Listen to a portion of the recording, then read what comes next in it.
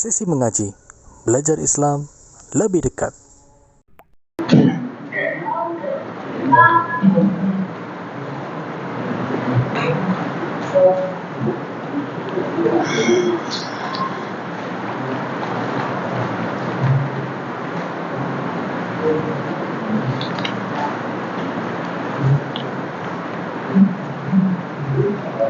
Bismillahirrahmanirrahim. Assalamualaikum warahmatullahi wabarakatuh. Alhamdulillahirabbil alamin. Hamdan katsiran thayyiban mubarakan fi. Asyhadu an la ilaha illallah wahdahu la syarikalah. Iqraran bihi wa tauhidan. Wa asyhadu anna Muhammadan abduhu wa rasuluh.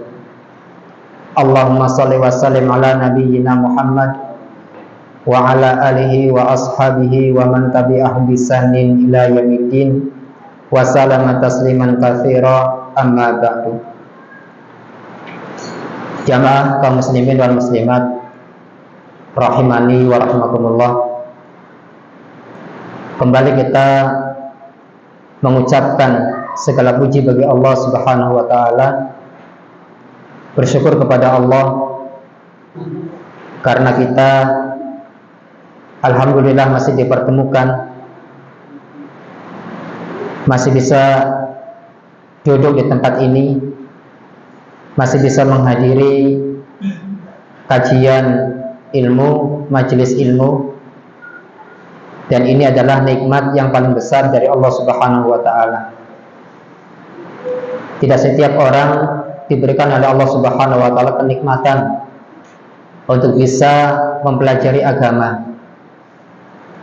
Karena ada sebagian hamba-hamba Allah yang Allah sibukkan dia dengan kehidupan dunia, sehingga mereka lalai dari kehidupan akhirat. Sedangkan kita di sini, kita beribadah, kita menuntut ilmu, karena kita butuh kepada semuanya itu, butuh kepada ibadah, butuh kepada ilmu. Kita sholat, kita berinfak, kita bersedekah, kita beramal soleh, itu semuanya adalah untuk diri kita sendiri, bukan untuk Allah Subhanahu wa taala. Kita beribadah karena kita butuh, kita berinfak karena kita butuh. Kalau semua manusia yang diberikan oleh Allah rezeki tidak mau berinfak semuanya, manusia disuruh ibadah tidak mau ibadah semuanya, itu tidak menurunkan Allah Subhanahu wa taala menjadi Rabb alam semesta, tidak merugikan Allah Subhanahu wa taala, ya. Dan tidak membuat Allah terhina. Allah tidak butuh itu semua. Syukran. Kita sholat, kita puasa, kita berbuat kebaikan, itu untuk kita sendiri, karena kitanya lah yang butuh keselamatan di akhirat. Kalau manusia tidak ibadah, tidak beramal soleh, ya, tidak mau berbuat kebaikan, bagi Allah mudah. Ketika Allah wafatkan dia, Allah matikan dia, Allah masukkan dia ke dalam neraka, gampang. Tapi kita ibadah, menuntut ilmu, ya, karena kita butuh, ya. Sebagaimana kata para ulama, seseorang itu terhadap ilmu itu lebih butuh daripada butuhnya dia terhadap makanan dan minuman, ya. Insya Allah semua yang hidup di dunia ini Allah sudah takdirkan rezekinya masing-masing, dan tidak setiap orang yang hidup di dunia ini Allah berikan rezeki dalam hal ilmu, ya. Dengan ilmu tersebut kita akan menjadi orang yang mulia di sisi Allah Subhanahu wa taala, ya. Apalagi yang anaknya mondok, ya. Banyak omongan-omongan, kamu mondok belajar agama, nanti mau jadi apa? Disangkanya orang itu kalau belajar agama, mondok, itu nanti nggak kerja, ya, nggak kerja. Ustadz-ustadz itu yang ngajar-ngajar, ceramah-ceramah juga punya ya apa namanya, ya punya jualan juga, ya. Jadi ada pekerjaannya, ya, cuma nggak kelihatan, tidak kelihatan. Jadi jangan dipikir ya banyak pandangan-pandangan negatif. Oh, jadi ustadz enak ya ngisi ceramah di sini amplopnya gede, nanti ngisi ceramah di sana lagi amplopnya gede. Itu kerjaan ustadz. Ya. Padahal nggak seperti itu. Ya, ini pandangan negatif terhadap para ustadz. Ya. Nah, maka dari itu semuanya kita ibadah, kita belajar, kita mengajar, ikhlaskan itu semua karena Allah Subhanahu wa ta'ala. Baik, kita lanjutkan pembahasan fikih ya. Kita akan masuki pada kitab ini, Minhajul Muslim ya, yang ditulis oleh Syekh Abu Bakar Jabir Al-Jazairi. Kita masuki kepada bab tentang adzan. Nanti setelah adzan selesai pembahasannya, nanti kita akan bahas tentang masalah iqamah. Karena di sini dua kata ini tidak bisa dipisahkan. Ada adzan, ada iqamah. Ya. Apa fungsi adzan? Apa definisi adzan? Nanti kita jelaskan dalam kitab ini. Namun sebelumnya, ketika manusia bingung ya, di zaman Nabi SAW, manusia bingung bagaimana kita memanggil orang untuk sholat ya. Ketika waktu sholat sudah tiba, bagaimana cara memanggilnya?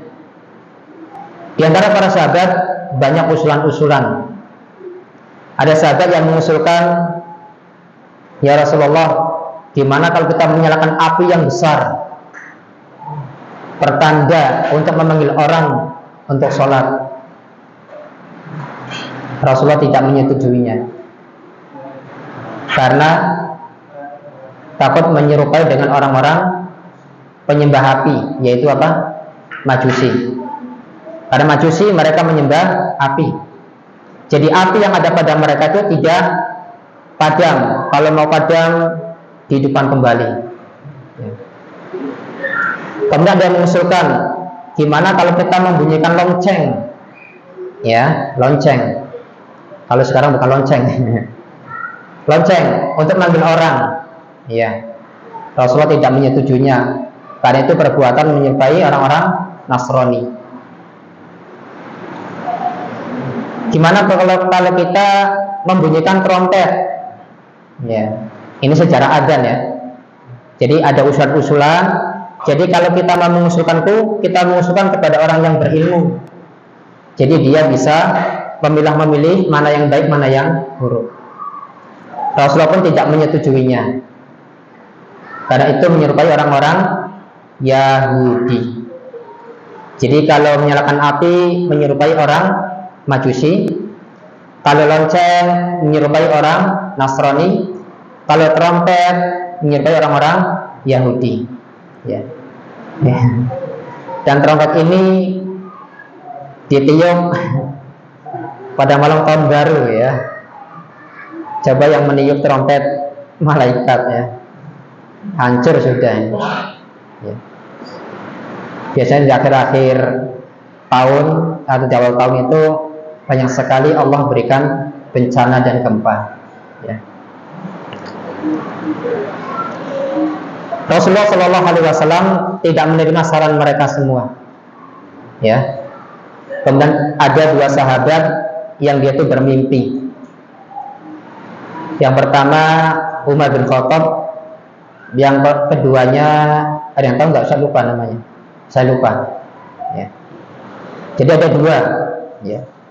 Jadi sebelum Umar bin Khattab sudah ada sahabat lain yang bermimpi. Diajarkan bagaimana tes atau bacaan adzan. Ya. Dia mengatakan, ya Rasulullah, saya bermimpi. Saya diajarkan kalimat-kalimat adzan seperti ini. Ternyata Rasulullah menyetujuinya. Datang Umar bin Khattab, ya Rasulullah, saya juga sama bermimpi seperti yang dia mimpikan. Akhirnya Rasulullah Shallallahu Alaihi Wasallam menyetujui kalimat itu, yaitu yang sering kita dengar adzan biasanya ya, itu kalimatnya. Dan Nabi Shallallahu Alaihi Wasallam mengangkat satu orang yang pertama kali mengumandangkan adzan adalah Bilal bin Rabah. Ya, seorang tadinya sangat terhina, sangat hina pokoknya, tidak ada kemuliaan sama sekali. Karena Bilal bin Rabah itu seorang budak dari Habasyah, Ethiopia, yang sangat hitam. Ya, ketika masuk Islam, majikannya menyiksa, ya, sampai ditindihin batu besar, disuruh mengucapkan kalimat-kalimat kufur. Yang kalimat kufur ini mengeluarkan dia dari Islam, mengeluarkan dia dari keimanan. Namun dia tetap berpegang teguh dengan dia mengatakan ahad ahad Allahu ahad, esa esa Allah maha esa. Artinya tidak ada dalam hati Bilal sesuatu yang berhak disembah dengan benar kecuali Allah. Ya, masya Allah. Nah, kalau kita belum tentu ya, di sisa seperti itu akan bertahan dalam keislaman dan dalam keimanan. Ya, jangan bayangin, kayaknya saya lebih kuat daripada Bilal ini. Ya, tidak. Ya. Orang kalau disiksa dengan siksaan yang sangat keras, kalau tidak kuat imannya, kalau tidak teguhkan imannya, itu bisa keluar. Ya, sebagaimana kisah satu keluarga ya, Ammar bin Yasir ya. Ammar bin Yasir disiksa untuk mengatakan kata-kata yang kufur, menghina Rasulullah, menyebut nama Tuhan mereka ya, menghina agama, menghina Allah ya. Tapi kedua orang tuanya dibunuh, disiksa sampai mati. Yang lebih mengerikan itu adalah ibunya, kemaluannya ditusuk dengan tombak. Bayangin Pak, kita sunat saja sudah ya, kita sunat ya, bengkak-bengkak itu sudah sakitnya luar biasa, apalagi ditombak dengan apalagi kemaluan ditombak dengan tombak ya, kemaluannya. Dan Rasulullah SAW mengatakan ya, kedua orang ini adalah orang yang pertama kali mati syahid di dalam Islam, dan Allah Subhanahu wa taala menjamin baginya kehidupan di akhirat, yaitu surga. Itu tentang adzan sejarahnya ya. Jadi cukup adzan itu dan kalimat Allahu Akbar, Allahu Akbar. Tidak ada pendahuluan ketika orang itu adzan, tidak ada. Entah itu sholawat dulu atau baca ta'awudz dulu, Al-Fatihah dulu, nggak ada. Jadi dia menghadap kiblat, langsung dia mengumandangkan adzan ya. Nah, di sini apa sih definisi adzan? Di dalam kitab ini dijelaskan adzan adalah pemberitahuan mengenai telah tibanya waktu sholat dengan lafaz-lafaz yang khusus, dengan lafaz-lafaz tertentu ya. Tidak seperti orang-orang Syiah, mereka menambah-nambahkan lafaz adzan. Setelah mereka mengatakan asyhadu an la ilaha illallah sampai 2 kali, asyhadu anna Muhammadar Rasulullah 2 kali, dia menambahkan asyhadu anna aliyan hujjatullah, asyhadu anna aliyan apa lagi? Waliyullah ya. Mereka menambahkan. Kenapa mereka menambahkan? Karena mereka mengagungkan Ali ya. Dan kalau sholat, sujudnya itu harus ada batunya di depannya itu ya. Jadi dia kemana-mana bawa batu kalau sujud di atas batu tersebut ya. Itu orang-orang Syiah. Orang Syiah ini bahaya. Nah, jadi adzan adalah pemberitahuan mengenai telah tibanya waktu sholat. Tapi adzan ini banyak yang disalahgunakan oleh saudara-saudara kita ya. Kalau tak sebutkan contohnya nanti ya, yang ngerti dewek lah ya. Ketika masukkan mayat ke kuburan diadzani, tapi doa memasukkan mayat ke kuburan orang hafal ya. Doa memasukkan mayat ke kuburan dimasukkan, nggak hafal. Apa doanya memasukkan mayat ke kuburan? Ada dua redaksi hadis. Yang pertama, Bismillahi wa ala sunnati Rasulillahi. Itu doanya. Yang kedua, Bismillahi wa ala millati. Kalau yang tadi sunnati, kalau ini millati. Wa ala Bismillah wa ala millati Rasulillahi. Jadi ada dua, Bismillah wa ala sunnati Rasulillah. Bismillah wa ala millati Rasulillah. Itu ya, bukan dengan adzan. Adzan itu panggilan untuk sholat. Ya, panggilan untuk sholat. Ya, setelah itu iqamah. Ya, nah emang di kuburan mau sholat. Ya, inilah kesalahan. Ya, kesalahan-kesalahan saudara-saudara kita yang menganggap perbuatan itu baik. Ya, menganggap suatu perbuatan itu perasaan menurut dia baik.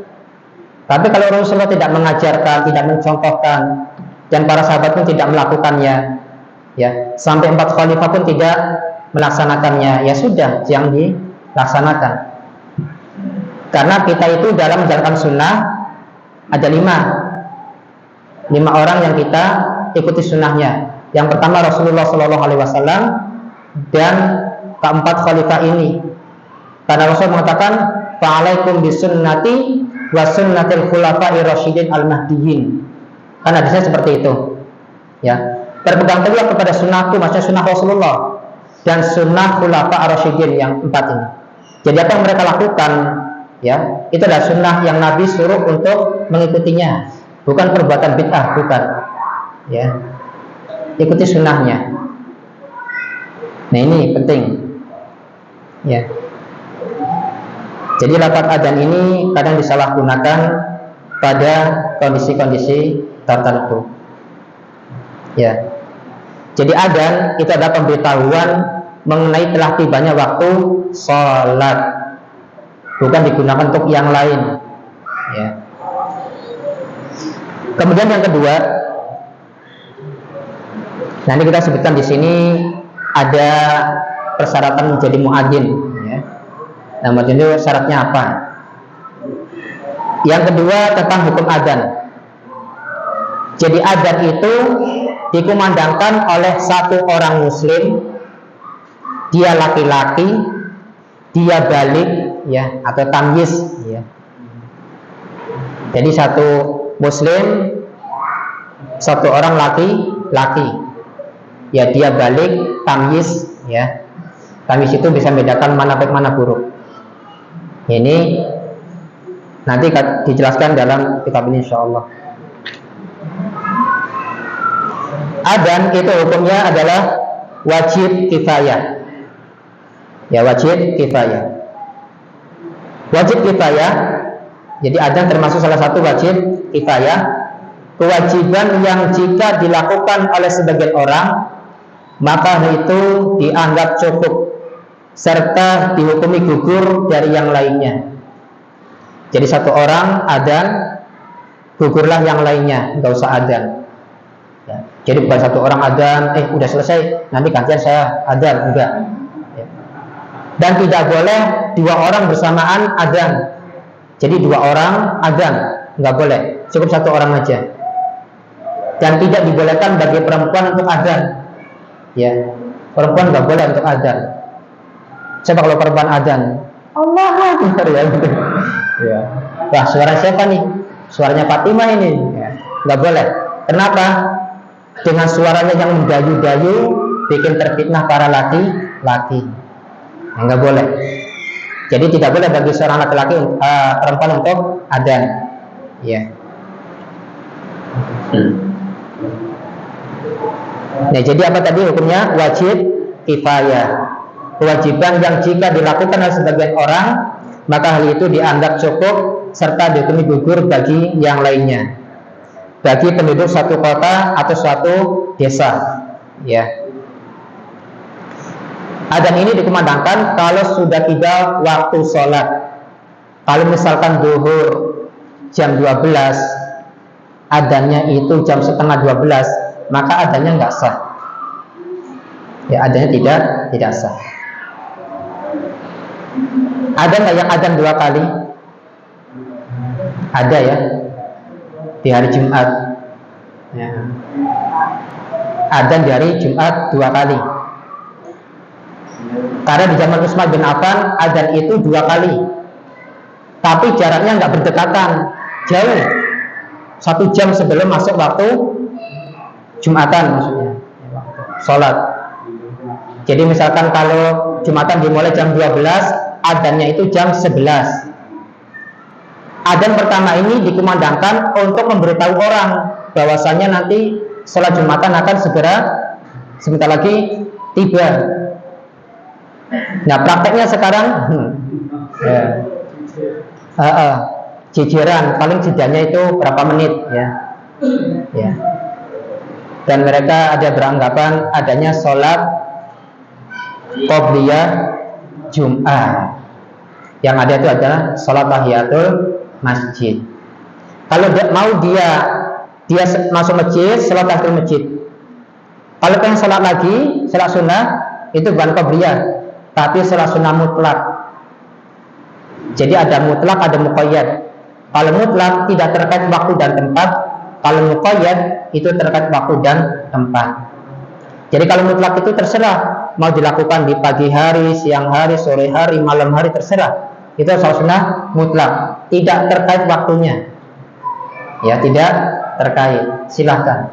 Ya. Kalau muqayyad terkait waktunya. Ya. Misalkan apa?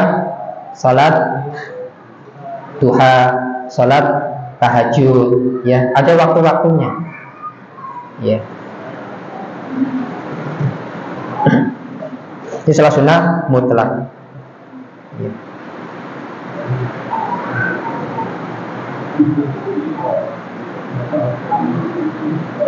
Rasulullah Shallallahu Alaihi Wasallam bersabda, hadis yang diriwayatkan oleh Imam Bukhari dan Imam Muslim, hadis tersebut dengan muttafaqun alaih. Jadi hadis ini disepakati oleh Bukhari dan Muslim. Idza hadaratis salatu falyu'adzin lakum ahadukum wal ya'ummakum akbarukum. Jika telah datang waktu sholat, hendaklah salah seorang di antara kalian mengumandangkan adzan. Misalkan antum bersafar mau ke tanah lapang, disunahkan adzan. Disunahkan untuk adzan. Ya. Kalau satu kampung, ya, kata Rasulullah SAW, kalau satu kampung tidak terdengar adzan sama sekali, maka satu kampung itu dikuasai oleh syaitan. Ngeri nggak Pak? Dikuasai sama syaitan. Ya. Kalau satu kampung nggak ada yang mau adzan, padahal masjidnya 10 misalnya, ya, nggak ada yang adzan misalnya, berarti kampung tersebut dikuasai oleh syaitan. Ya. Kita nggak mau dikuasai oleh syaitan. Hati kita, jiwa kita. Ya. Ya, jika telah datang waktu sholat, hendaklah salah seorang di antara kamu mengumandangkan adzan, dan hendaklah orang yang paling tua di antara kamu mengimami sholatmu. Ya, yang paling tua. Di sini kan belum disebutkan, ya. Pernah kita jelaskan ya syarat-syarat menjadi imam ya. Ini mungkin dalam kondisi tertentu dia hafalannya sama, ya. Kemudian pemahaman agamanya sama, ya. Maka pilih yang paling tua. Ya.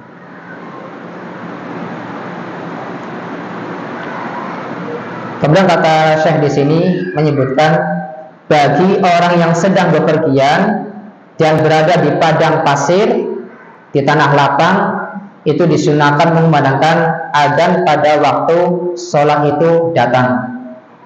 Ya, jadi adzan itu bukan hanya ketika di masjid, antum bersafar, tidak mendapati musola, tidak mendapati langgar, tidak mendapati masjid, apalagi namanya, ya. Antum tanah lapang, adzan satu orang, ya. Kemudian iqamah.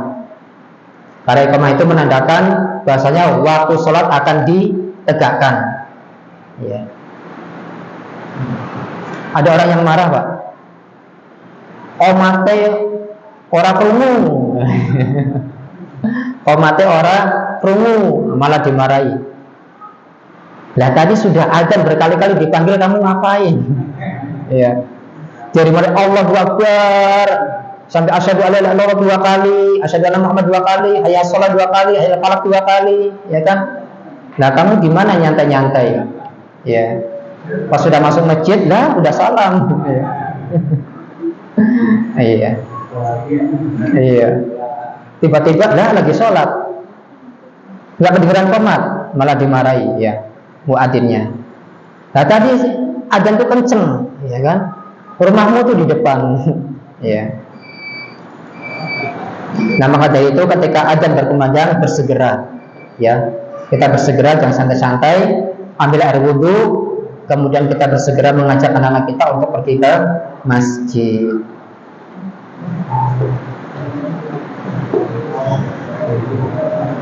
Ya, udah masuk waktu isya. Insyaallah kita akan lanjutkan setelah salat isya. Subhanakallahumma bihamdika asyhadu an la ilaha illa anta astaghfiruka wa atubu ilaik. Assalamualaikum warahmatullahi wabarakatuh.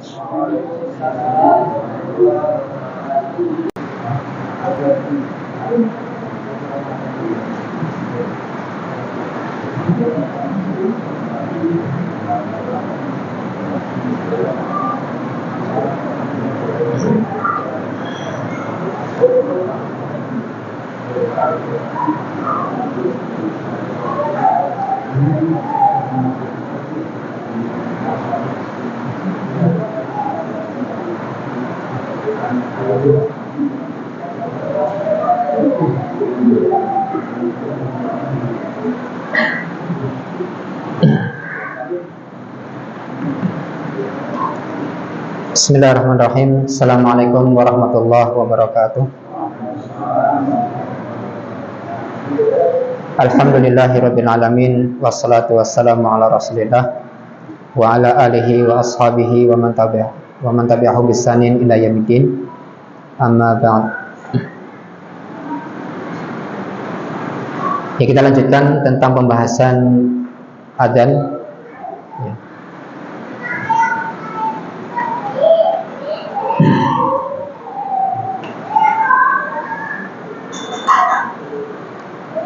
Allah Subhanahu wa taala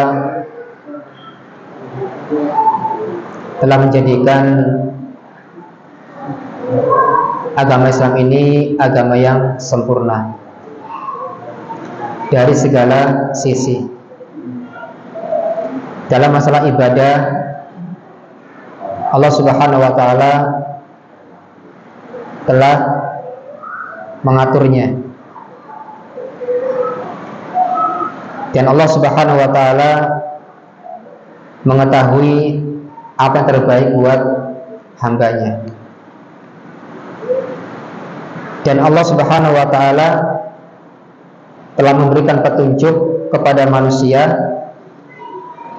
tentang bagaimana cara untuk memberitahu orang-orang bahwasanya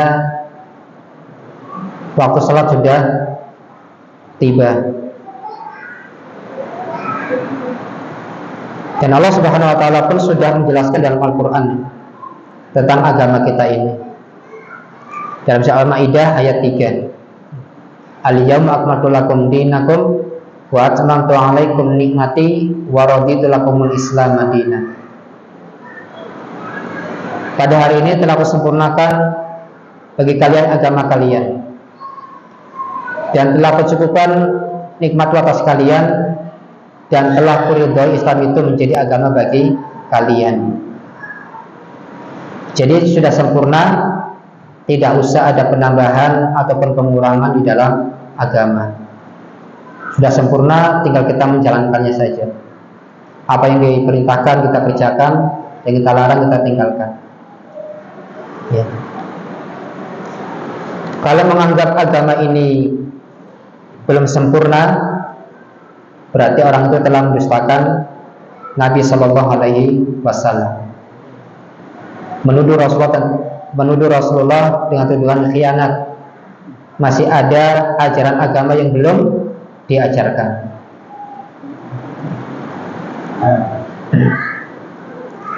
Nah, maka dari itu kita harus bersemangat jamaah. Ana, antum semua harus bersemangat untuk belajar agama.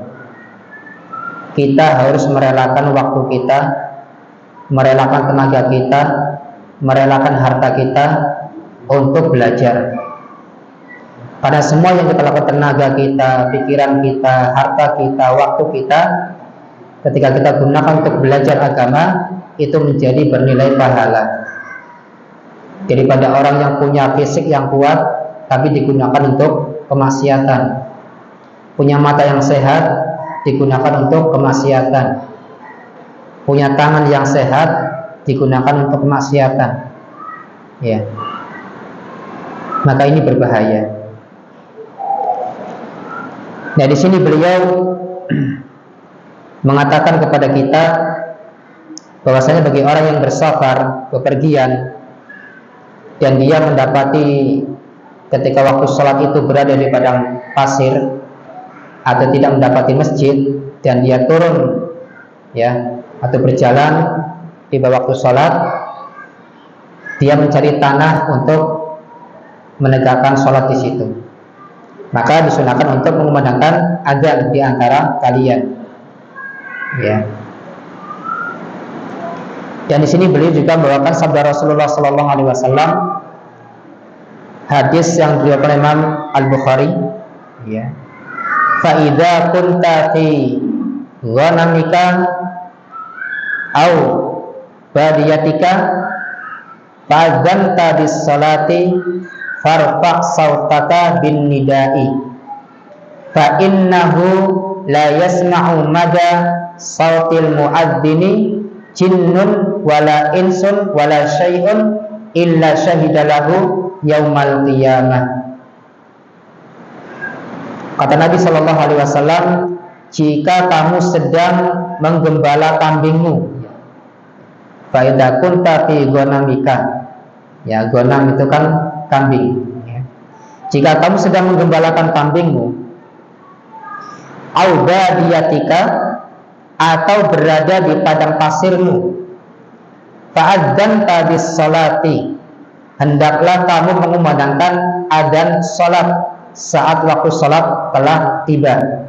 Farfa' sautaka bin nida, dan keraskanlah suaramu ketika mengumandangkan adzan. Ya, jika mengumandangkannya, keraskan suaranya. Ya, zaman dulu belum ada ini, ya, belum ada mikrofon. Kita cukup adzan di dalam masjid, suara kita terdengar di sana. Kecuali kalau sepulnya rusak, ya. Nah, ini harus ganti. Ya. Kalau zaman dulu itu naik ke atas, ya, naik ke atas, diarahkan kepada yang banyak orang. Jangan sampai di sana banyak orang, adzannya di sebelah sana. Ya. Dan adzan itu yang menghadap ke kiblat, ya, menghadap ke kiblat. Jadi orang yang adzan itu orang yang mempunyai suara yang kencang. Jangan Allahu Akbar, Allahu Akbar, Allahu Akbar, Allahu Akbar. Ya. Allah kasih suara kok pelit banget ya, Pak. Ya, yang kencang. Sebagaimana Bilal bin Rabah itu ketika adzan suaranya itu terdengar sampai berapa kilometer, ya, jauh, ya. Kalau Bilal adzan di sini, Alfamart sana itu kedengeran, ya. Antum bisa bayangin, Pak, bisa nggak kita suaranya kuat seperti Bilal? Nggak ada. Bahkan tidak ada yang bisa menandingi suaranya Bilal ketika adzan, ya. Kalau kita kan Allah Akbar, nah, udah melewat ya. Ketika adzan nggak kuat. Masya Allah, Allah berikan kemudahan lewat hamba-hambanya, lewat manusia, diciptakan mikrofon, ada toa, ya, Masya Allah. Dan keraskanlah suaramu ketika mengumandangkannya, karena tidaklah jin, manusia atau sesuatu yang mendengar langkingan suara muadzin, melainkan ia akan menjadi saksi baginya kelak pada hari kiamat. Nah, jadi mereka semua menjadi saksi untuk orang yang mengumandangkan adzan. Dan syaitan ketika mendengar adzan ngapain, Pak? Lari. Larinya sampai terkentut, bayangin. Kayak motor keluar asap ya. Jalan. Ya. Syaitan ketika terdengar adzan, dia lari sekencang mungkin sampai terkentut sampai tidak terdengar adzan. Kalau dirasa adzannya sudah berhenti, syaitan balik lagi. Ya, datang ke masjid, tapi nggak wudu, ya, bukan mau sholat, tapi menggoda, ya, menggoda seseorang yang sedang sholat. Dan syaitan ketika terdengar adzan, dia akan menjadi kecil, ya, akan menjadi kecil. Dan ketika dibacakan ta'awudz, a'udzubillahi minasyaitonirrajim, akan menjadi kecil, ya, tubuhnya mengecil, ya, lemah.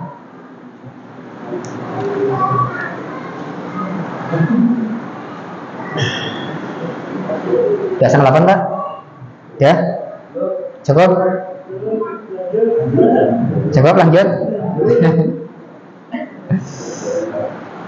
Di sini pembahasan yang berikutnya lafaz adzan. Ini lumayan panjang. Ya. Di sini ada beberapa teks dan beberapa hadis dari beberapa sahabat tentang teks adzan, lafaz adzan. Ya. Lanjut nih. Lanjut. Lanjutnya ragu-ragu, lanjut. Lanjut ya, sedikit ya. Di sini sebutkan dalam kitab ini tentang lafaz-lafaz adzan. Adapun lafaz adzan sebagaimana yang diajarkan oleh Rasulullah SAW, Rasul mengajarkan lafaz adzan kepada Abu Mahdurah. Abu Mahdurah. Abu Mahdurah. Lafaz adzan. Yang lafaz adzan sebagai berikut. Di sini disebutkan Allahu Akbar, Allahu Akbar. Cuma sampai situ, 2. Ya. Kalau biasanya kita kan Allahu Akbar, Allahu Akbar, Allahu Akbar, Allahu Akbar, ya kan, diulang-ulang. Kali ini cuma 2, Allahu Akbar, Allahu Akbar. Ya. Kemudian asyhadu an la ilaha illallah, asyhadu an la ilaha illallah 2 kali. Jadi tadi takbir Allahu Akbar 2 kali. Ini asyhadu an la ilaha illallah 2 kali. Kemudian asyhadu anna Muhammadan Rasulullah juga 2 kali. Ini lafaz adzan yang Nabi ajarkan kepada siapa tadi? Abu Mahdurah. Ya. Kemudian Rasulullah SAW mengulangi lagi bacaan 2 kalimat. Ya. Jadi syahadat itu sebanyak 2 kali. Ya. Kemudian setelah itu hayya 'alas shalah, hayya 'alas shalah, hayya 'alal falah. Jadi saya sering mendengar beberapa yang adzan itu tidak mengakhirkan hayya 'alal falah itu dengan huruf H. Kebanyakan menggunakan huruf H. Hayya 'alal falah, lah, bukan lah, H pakai H. Ya. Kalau pertama hayya 'alas shalah pakainya H. Hayya 'alas shalah, lah. Tapi kalau yang ini hayya 'alal falah, lah. Jadi bukan menggunakan H, menggunakan H. Nah, ini bagi yang muadzin nanti dibaca lagi teksnya ya.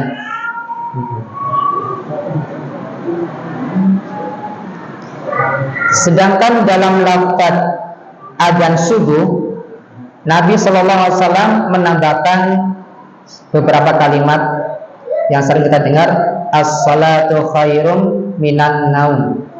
Ya, di sini sebutkan 2 kali, as-salatu khairum minan naum, as-salatu khairum minan naum. Ya, jadi salat itu lebih baik daripada tidur. Ya, itu ketika subuh. Ya. Kemudian Nabi SAW mengatakan lagi, mengajarkan Allahu Akbar, la ilaha illallah. Jadi yang beda apanya? Yang awal. Kalau awal Allahu Akbar, cuma itu. Kalau kita kan Allahu Akbar, Allahu Akbar 4 kan? Ya, 4. Kalau itu cuma 2. Kemudian di sini ada penuturan juga dari Abu Mahdurah. Kata Abu Mahdurah, jadi ada beberapa teks bacaan lafaz adzan. Yang pertama tadi ada pengajaran kepada Abu Mahdurah itu di awal lafaz adzannya Allahu Akbar 2 kali. Tapi kesananya itu seperti biasa. Di sini Abu Mahdurah menuturkan Nabi SAW mengajariku adzan sebagai berikut. Jadi ada beberapa lafaz adzan. Di sini disebutkan Allahu Akbar, Allahu Akbar, Allahu Akbar, Allahu Akbar, seperti kita biasa kalau adzan. Nah, coba praktekkan adzan yang pertama di sini. Nah, kira-kira gimana pandangannya? Wah, ini muadzin ini salah ya kan? Muadzin ini salah. Ya, ngantuk. Ya. Mungkin baru bangun tidur. Tapi pernah kejadian belum waktunya adzan, ada orang yang adzan, ya. Nah, ini jam berapa? Kemudian Abu Mahdurah melanjutkan, dia menuturkan bahwasanya Nabi SAW mengajarkan dia tentang adzan. Allahu Akbar, Allahu Akbar, Allahu Akbar, Allahu Akbar. Asyhadu an la ilaha illallah, asyhadu an la ilaha illallah, asyhadu anna Muhammadar Rasulullah, asyhadu anna Muhammadar Rasulullah. Kemudian kata beliau, kemudian beliau mengulangi bacaan seraya bersabda, asyhadu an la ilaha illallah, asyhadu an la ilaha illallah. Jadi berapa kali ini? Ya. Tadi asyhadu an la ilaha illallah sudah disebutkan, ya. Kemudian asyhadu anna Muhammad Rasul juga sudah disebutkan. Terus diulang kembali, asyhadu an la ilaha illallah, asyhadu an la ilaha illallah, asyhadu anna Muhammad Rasulullah, asyhadu anna Muhammad Rasulullah. Ini lafaz tes adzan yang lain, ya. Kemudian hayyalas shalah, hayyalas shalah, hayyal falah, hayyal falah. Kemudian di waktu subuh, as-salatu khairum minan naum, as-salatu khairum minan naum. Allahu Akbar, Allahu Akbar, la ilaha illallah.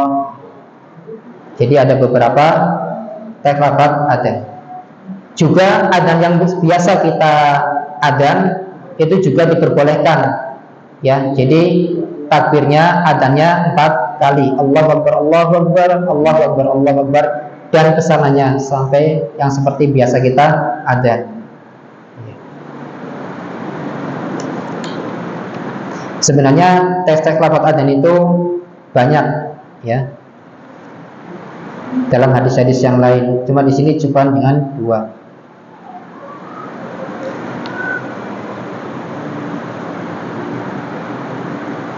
Lanjut ya.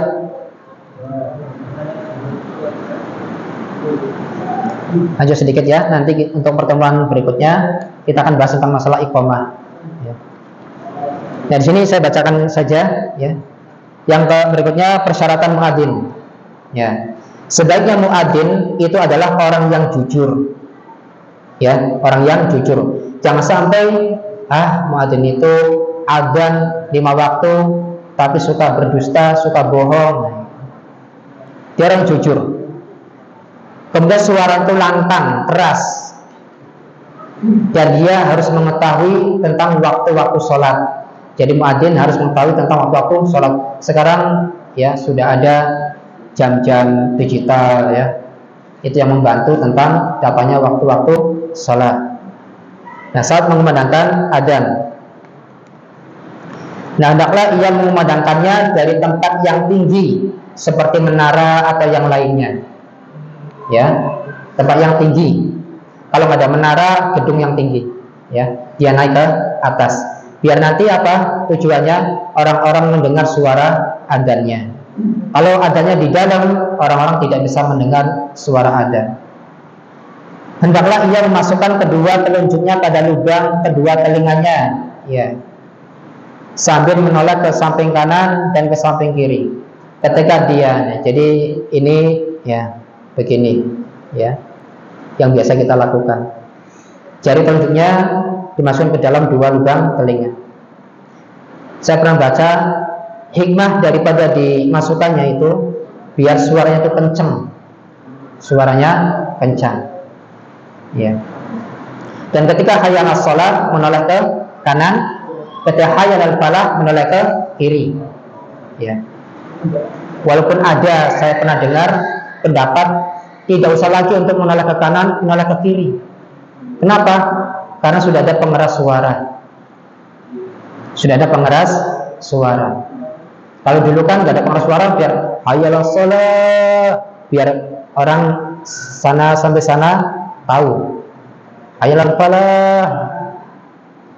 Nah, saya pernah mendengar seorang ustadz menjelaskan zaman sekarang tidak usah lagi untuk menoleh ke kanan dan ke kiri, karena sudah ada pengeras suara. Wallahu a'lam. Tapi bila dirubah, dia melakukan seperti ini ketika adzan, ya, menutup telinganya dengan dua jari, kemudian dia menoleh ke kanan dan ke kiri. Kemudian hendaklah ia tidak mengambil bayaran atas adzannya kecuali dari Baitul Mal, kas negara atau dari wakaf. Ya. Mungkin saja yang bisa saya sampaikan. Insya Allah pembahasan berikutnya akan kita bahas tentang masalah iqamah. Wallahu ta'ala a'lam bishawab. Dapat suratnya. Banyak banget, Pak.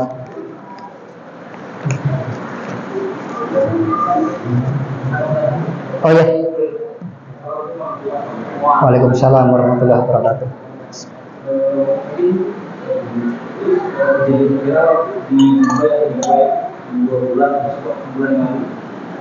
Pas kejadian tersebut banyak pasien itu ada terjadi dengan mungkin ini secara umumnya dilatih atau diapakan dengan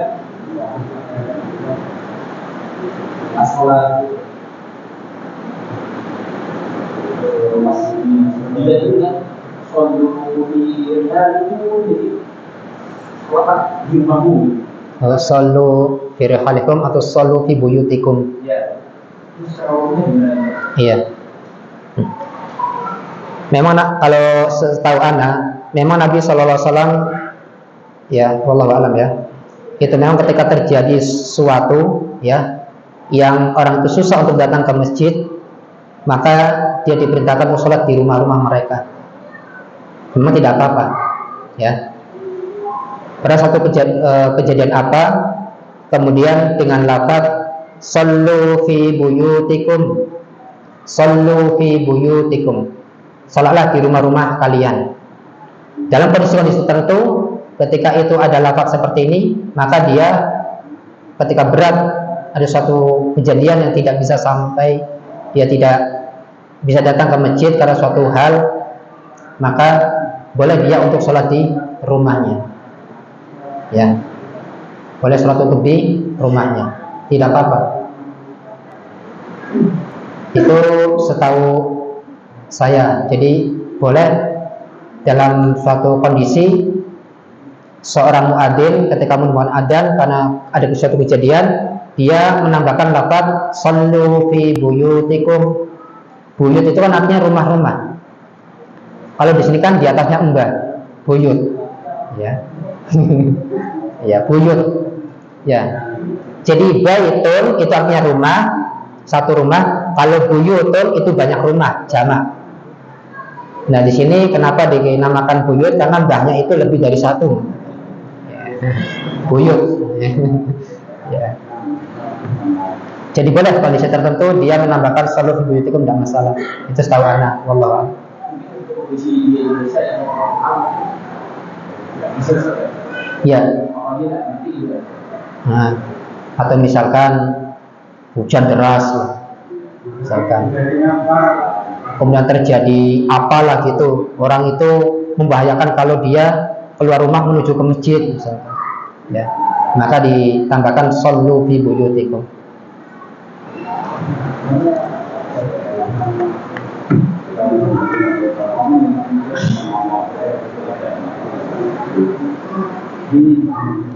Assalamualaikum. Waalaikumsalam warahmatullahi wabarakatuh. Apabila sholat sendiri tajwidnya belum benar, apakah sholatnya sah bagi perempuan? Ya, bukan hanya bagi perempuan ya, bagi laki-laki juga. Iya. Saya sarankan kalau merasa diri kita belum benar bacaannya, kita cari guru untuk memperbaiki bacaan kita. Kalau kita semampunya bacanya seperti ini dan kita sudah belajar misalkan masih seperti ini, ya sudah, fattaqullaha mastata'tum, bertakwa semampunya. Kalau memang bacanya masih seperti itu, sambil usaha belajar dan sholatnya tetap sah. Sholatnya tetap sah. Kecuali kalau dia merasa tajwidnya belum benar, ada guru nih, ada seorang pengajar tajwid tapi nggak mau belajar, nah, maka dia berdosa. Ya.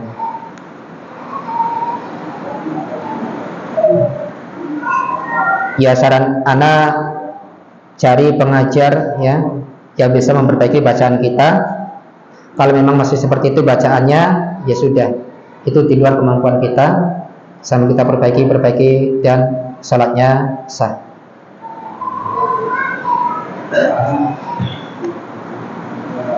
Assalamualaikum warahmatullahi wabarakatuh. Pak Ustadz, kalau sholat sendiri apakah harus adzan atau iqamah sendiri?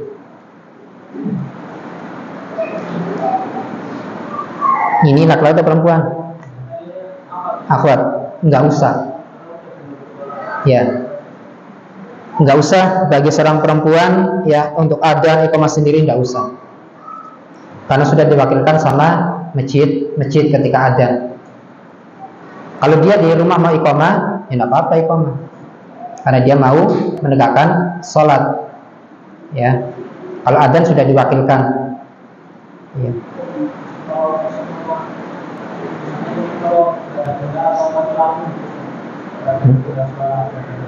Ya, tidak ada kewajiban. Nah, tidak ada kewajiban. Gak terdengar atau terdengar, ya dia tidak usah mengumandangkan adzan.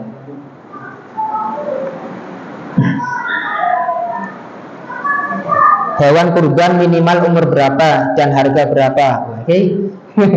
Panitia nanya hewan kurban. Ya, di sini banyak Bu ya, yang jualan domba. Dari mulai harga 1.400.000 per orang. Ya. Aduh. Hubungi saya nggak apa-apa. Ya.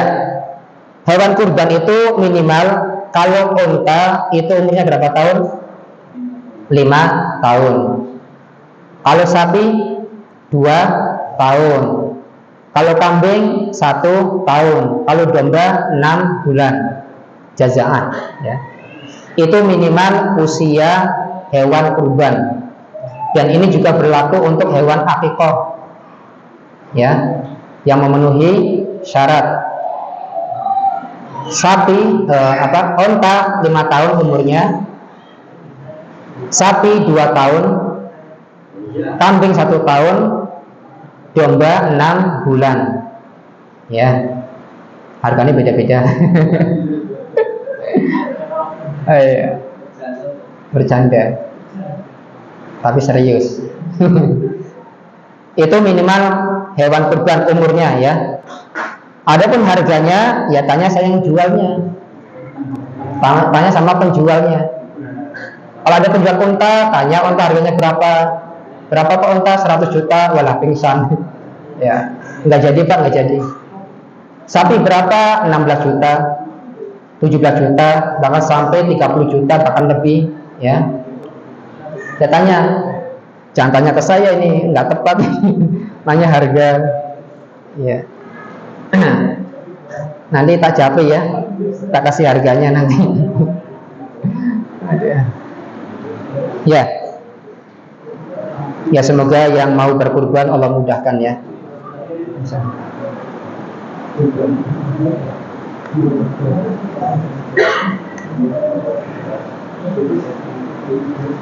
Ya sebelum harga naik, ibu-ibu tanya ke penjual-penjual kambing, sapi ya.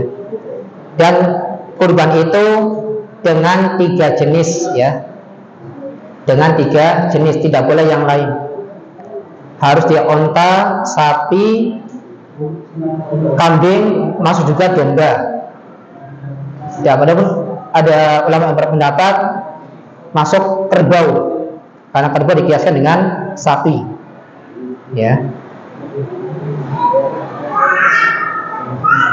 Ya kalau misalkan kalau antum pengen kurban, yang lebih baiknya berapa bulan sebelum Idul Adha antum beli kambing yang kecil, harganya murah, diternak sendiri, udah besar ya. Dan bagi peternak-peternak ya, kambing ataupun hewan yang lain itu ketika melahirkan harus diketahui dia itu tanggal berapa ketika lahir, bulan apa, ya tahun berapa, biar tahu ini hewan itu sudah umur berapa tahun. Ya. Kalau ayam nggak usah, ayam bebek nggak usah, itu bukan termasuk hewan kurban, tapi boleh dikurbankan. Ya, dikurbankan artinya sembelih biasa. Assalamualaikum warahmatullahi wabarakatuh. Bagaimana sikap seorang hamba ketika diberi ujian sakit belum sembuh-sembuh? Ya satu, sabar. Ya, sabar. Sudah berobat ke sana kemari, sampai jual HP, jual tanah, jual kebun untuk berobat ke dokter, ya, supaya sembuh. Ternyata belum sembuh juga, sabar. Mungkin Allah Subhanahu wa taala sedang menghendaki kebaikan untuk orang yang sakit. Kan kalau sakit kan dosa-dosanya diapakan? Dihapus. Ternyata dia sudah ngabisin uang, sudah pergi ke dokter sampai 60 dokter misalkan ya, belum sembuh juga sampai mati. Mungkin ketika dia meninggal dosanya sudah tidak ada lagi. Iya kan? Ketika dia mati, ya sakaratul maut, meninggal, ternyata dosanya sudah hilang semuanya. Dengan sebab apa? Dia ikhlas dengan sakitnya, dan dengan sakit itu dia dosanya terhapuskan. Sabar.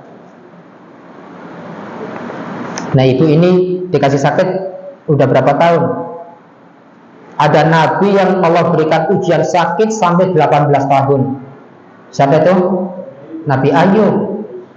Ya, sampai hartanya habis, orang-orang pada menjauh karena kulitnya itu mengeluarkan bau busuk.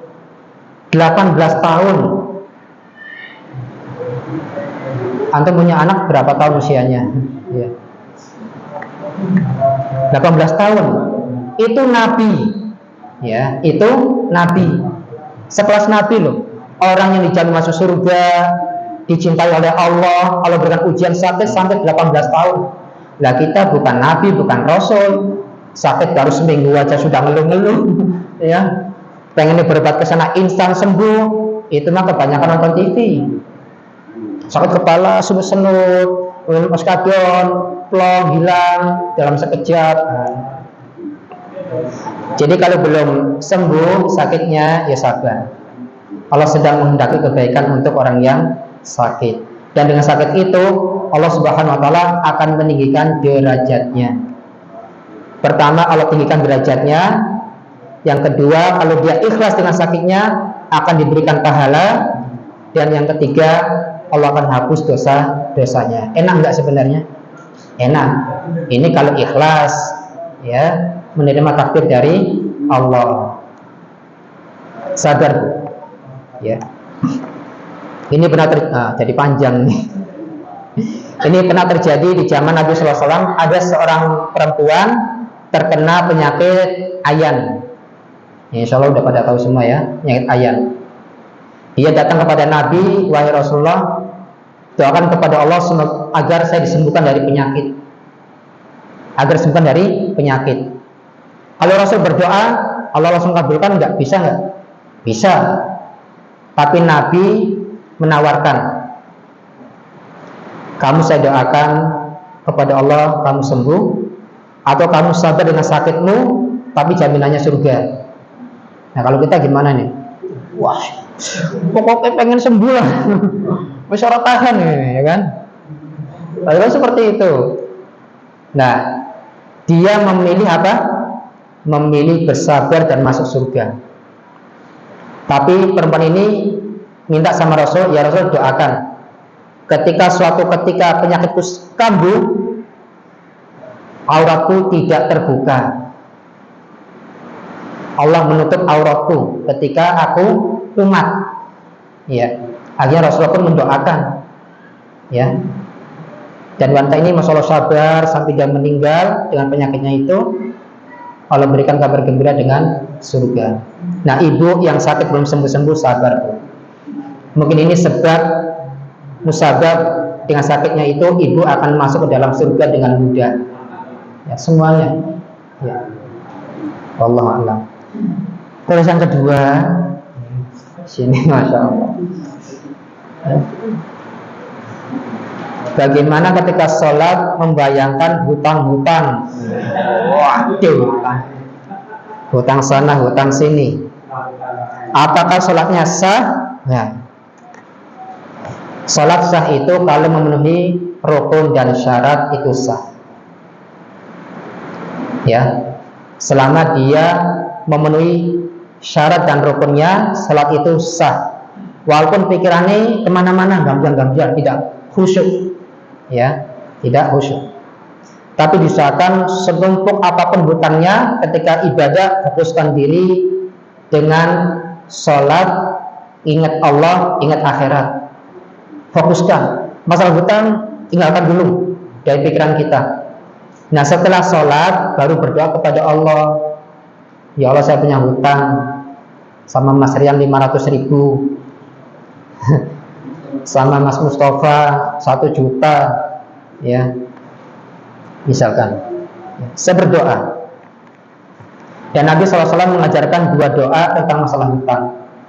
Allahumma qfini bihalalika an haramika wa aghnini bifadlika amman siwaka. Dan doa yang kedua, Allahumma inni a'udzubika minal hammi wal hazani wal ajzi wal kasali wal bukhli wal jubni wa dhala'id daini wa ghalabatir rijali. Ya. Dari terlilit hutang dan dikuasai oleh seseorang. Ya. Ini 2 doa yang kalau dia yakin dengan doa itu Allah akan berikan kemudahan, dia hutangnya akan lunas. Hutang lunas itu ada beberapa cara, Pak.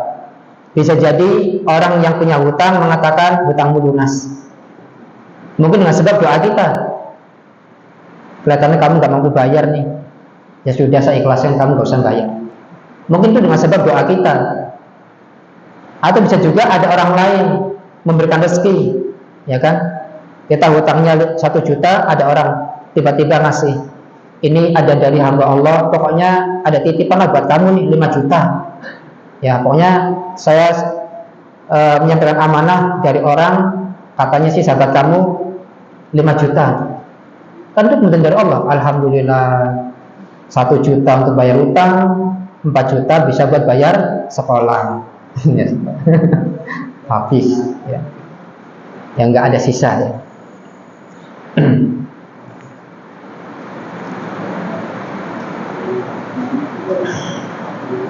Jadi baca doa-doa yang tadi, ya.